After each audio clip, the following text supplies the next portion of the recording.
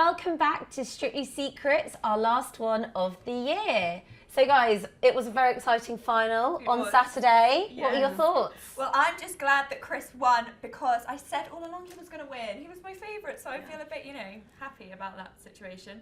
And he's a worthy winner, isn't he? Yeah. He seems so humble. Made history on the night. Yeah. Chris Causland, first blind contestant, danced beautifully. There wasn't a dry eye in the house when Chris performed the couple's choice You'll Never Walk Alone, the Liverpool Football Club anthem. It's beautiful. Very emotional. Beautiful. I just can't believe that they had to do 3 dances. 3. Like, that is so much on them. Yeah. He absolutely did so well. But were you happy? Were you guys happy? Because I know you chose different people, didn't you? You were, who were you a fan of? Oh gosh, I was a fan of Sarah Hadland. You were, you were both but Sarah to be honest, fans. watching it on the night, it was a really emotional journey for all of them. Yeah. And Tasha is a beautiful dancer. Oh, she is. And I guess almost from a perspective of not literally putting her foot wrong, she should have run. Like, she also had everyone in tears, or the judges included, when she did this really graceful waltz. Yeah. And she just looked like a princess, didn't she? Yeah, and I loved it when her brother surprised her from Australia. Yeah. That was so nice. I can't believe she didn't know who was coming That was over. another tearjerker moment. I didn't even know she had a brother, but it was almost like they just hired this actor off the street. But it was very emotional as well. It was very sweet. I feel like we spent the whole time crying though. How long was it? It was 120 minutes spent in tears, wasn't it? It was from start to finish. And I think Diane and Chris are such worthy winners. Like you said, obviously first blind contestant, but they went and celebrated. Joe Sugg, who obviously was on Strictly with Diana some years ago, he did the nicest thing when they got home and like filled their home with balloons, and I was like getting a look inside that before they knew they won. What? Did they? Because they were so confident. Joe was so confident Oh, that Diane no. would win. I was thinking about this because I was like, he must have, because she went home to that, so he must have. That is such a, there you go, amazing, inside little scoop. exclusive. Exclusive. Interesting. I know that in previous years when they announced the winner, we've had some of the other pro contestants look a bit miffed that they didn't win. Do you remember when Helen Skelton was on it with, I think she was partnered with Gorka? Yeah. It went viral, this screen grab of him going, and they didn't win. But I feel like everyone was genuinely happy for Chris and Diane this time. They were overwhelmed. Tasha started clapping, I think, before Chris and Diane had even registered that they won. Yeah, and I think that was just like a really lovely moment to see. And I mean, obviously, given the year Strictly have had, I feel like you couldn't have asked for a better final, could they? No. Yeah, I fully agree. Obviously, they've had a year from hell. They've been under investigation for bullying. They lost 2 of their pro dancers, Giovanni and Graziano. So, and then I think it launched to like lackluster viewing figures. What is really interesting is viewership has actually gone up. So the final was watched by 9.4 million people.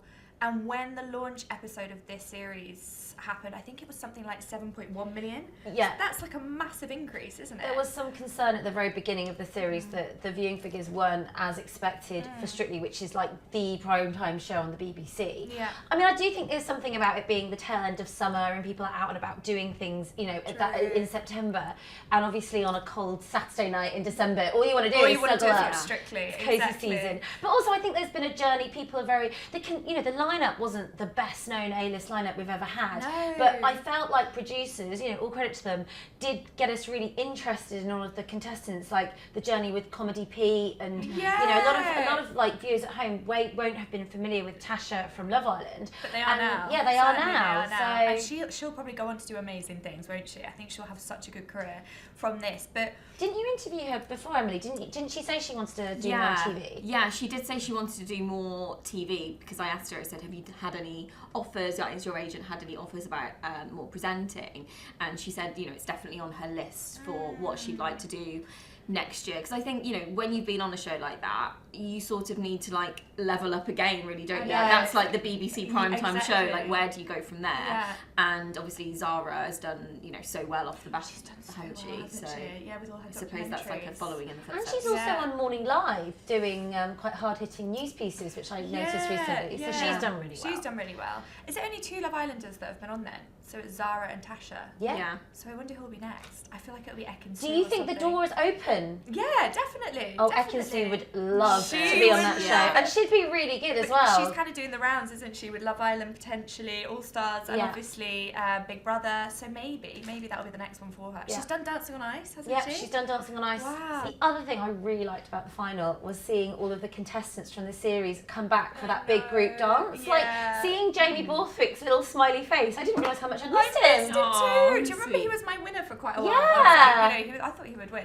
But there were two people that weren't there. It was Nick Knowles and obviously Paul Merson wasn't there either. Paul, a bit of a shock. Nick, we expected, right? Nick has had a series of injuries, not gained on the dance floor, outside of the dance floor. I mean, we saw pictures of him actually like the day before, and he just had an operation on his knee. He had his arm still in some kind of cast. Yeah. But Paul, I think, called in sick on the day, so that was a bit of a disappointment. But there's been like things going. I felt like when Paul was on the show, he wasn't that happy on the show. Do you know? And there were the rumours with him and Karen. So I mean, if he's sick, he's sick. There are rumours with him and Karen just that they weren't getting on. That's so interesting. I'd heard that there was a bit of a set too with him and Craig, wasn't there? Exactly. So I feel like it wasn't the best show that he thought it was going to be. Yeah. Although I did like, he had like a kind of comedy dad element to it that I really liked. And I thought he'd go further. He was such a great person on it, but we'll see. Well, what we've got to talk about next, Jovita and Vito, which is your amazing exclusive, right? We had a little cheeky exclusive in The Sun on Sunday. Jovita Pritzal is dating Vito Coppola. We know she likes an Italian dancer. Yes. She previously dated Giovanni Panice, but apparently their romance has been going under the radar. So I want to watch. That. Well, back in May there were rumours, weren't there? There was something like swirling around because they were seen leaving rehearsals together, and it actually all makes sense now. I'm like, they're such a beautiful couple, but does this mean that Pete and Jovita, all of that was wrong? What was going on? Did they Red herring, maybe. Did they pull the wool over our eyes the whole time? Well, I think there had been a flirtation, and I think that when you are dancing closely with someone, there must be a bond.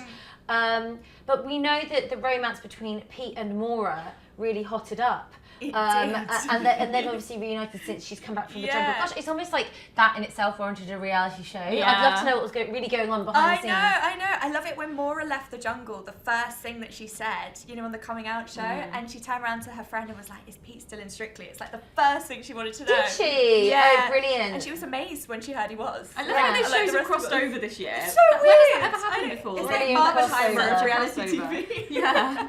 So funny. Yeah. Right, to finish off, obviously we've got the Christmas special coming up. Can't wait. So the Strictly Come Dancing Christmas special is on at 3:55 p.m. after the King's speech on Christmas Day. We can all settle in after we've had our Christmas Have our dinners. roast. I love that. Oh, it's going to be so good. And the lineup is actually really good this year. We've got Tamsin Outhwaite, who's with Nikita, Josh Widdicombe with Karen Hauer, Drag Queen Taste. The first drag queen is with Kai Ridgerington. Do you want to continue? Love. We've got TV presenter Vogue Williams. We've got a gladiator. Have you already mentioned the gladiator? No. We've got a gladiator. We've got a racing driver and Paralympics host, Billy Munger. So that is an insane lineup. Really good lineup. But I can't call it. Can you? I don't know who might be, the front runner there. I suppose with Christmas it's so difficult because they don't have the training like the usual series. They have a week's training? Yeah, crazy. Nothing. And Wow. if you don't have that acting experience and you've never even, put 2 feet in the same direction or whatever, I'd be awful. you'd just be going from scratch. We do know that the producers use this show to kind of get a taste for chemistry and who's going to be good on the dance floor, because last year Jamie won it and then ended up in the series. Now Emily and I have got a girl crush on Vogue Williams. Emily and I were actually out in Covent Garden at a work event and Emily grabbed my arm and went, Vogue! And I was like, oh my god, what? She was on her bike and she was she must have been on the phone as well, and I was like, it's Vogue, because she is like some sort of superwoman. Oh, she's the She's best. Amazonian, isn't she? She's very tall and graceful. So I'm actually excited about watching her dance. Yeah, and seeing her She's 100%. someone I I've think that definitely could got a make girl them. crush on Yeah. her as well. I went to an event at the Lego store and she was there and I just found myself following her around and I was suddenly like, I need to go the other way. She's amazing. She's my winner already. I hope she'll do well. And also, I think on Christmas Day, the costume's always insane. Yeah. I have heard, little exclusive guys, that we've got a comedy penguin. So look out for that on Christmas Day. Do you know who else we've got? Spice Girl Emma Bunton is going going to be there, isn't she? Yes, she sings Two Become One. Amazing. Which is a really classic Christmas Spice Girls song. So I'm quite looking forward to that as well. Yeah, because the Spice Girls, I think, performed at the final, if I'm right, in Strictly in 2007. So, did they? Yeah, so Emma's back. Clearly she loved it so much. I wonder if we could ever get any of them on Strictly. Have any of them ever done Strictly?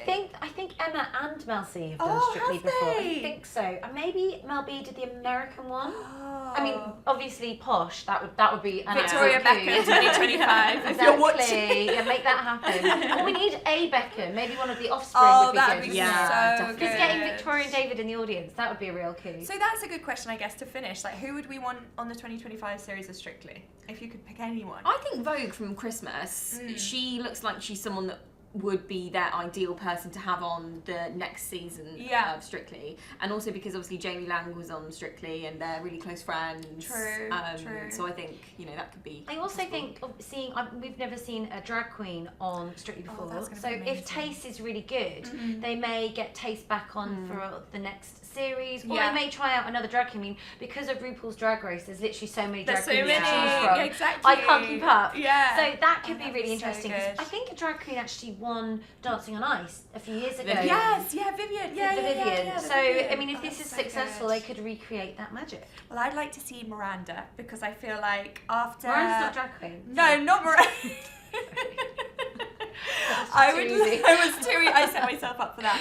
I just think after Sarah being on the show, I mean, there were rumours, weren't there, that Miranda she's been in the audience. And she appeared on a VT and got super emotional. Exactly. Yeah. And I just think she could surprise us as a good dancer, but we'll have to see. What else have we got? Anything else? We've got the 20-year celebration show. So that'll be this Saturday, the 21st.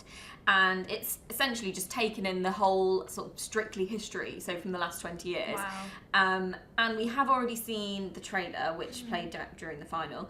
And this is when Giovanni was seen back on Strictly, because obviously his dance with Rose Ailing Ellis, obviously that is a huge moment for Strictly history. That's the history. dance where they actually dance to no music, because she's obviously the first deaf contestant. Yes, and I think it even won a BAFTA TV moment of the year, didn't it? It was orchestra, wasn't it? Symphony. Sorry, not orchestra. Ignore me. Symphony was the song. And it was, amazing. Yeah, exactly. Yeah. So I think, when I just read through the press pack, the amount of times they mentioned Giovanni, all of the judges, like that is their standout moment. Oh, really? That's interesting. So even though he's not back on the show, and he's unlikely to be back on the show, they did actually celebrate him for that moment. Yeah. It's cemented in history of I guess, you can't not with something that big. Do you know what I mean? It was incredible. Which is also why, it's so important for the dancers when they get partnered with these historical contestants. I know it's obviously a challenge, because I think Diane said when she was partnered with Chris, she was even like, oh gosh, doubting her own ability to teach someone who can see. Yeah. But it's such an amazing opportunity, because if they make it work, they do go down in history, which is amazing. Exactly, and they definitely will. Well, we can't wait. We've got so much to look forward to. It's been so nice doing this, hasn't it? It's been absolutely amazing. Well, thank you so much for watching Strictly Secrets. Hopefully we will return next year, and have a lovely Christmas and Happy New Year.